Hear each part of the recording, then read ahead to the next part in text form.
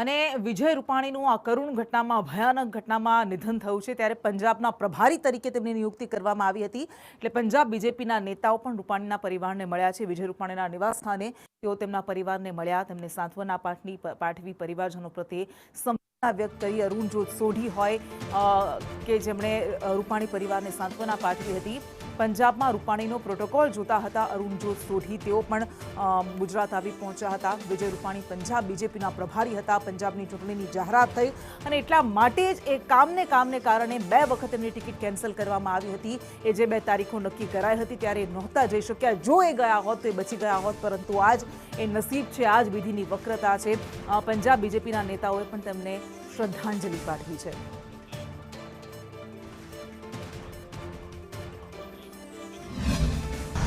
आज श्री विजय रूपाणी जी का जाना जहाँ पूरे देश के लिए बहुत बड़ा घाटा है और पंजाब के लिए ख़ास तौर पर पंजाब के वो प्रभारी थे। पिछले कई सालों से पंजाब बीजेपी संगठन के लिए उन्होंने बड़ी कड़ी मेहनत की।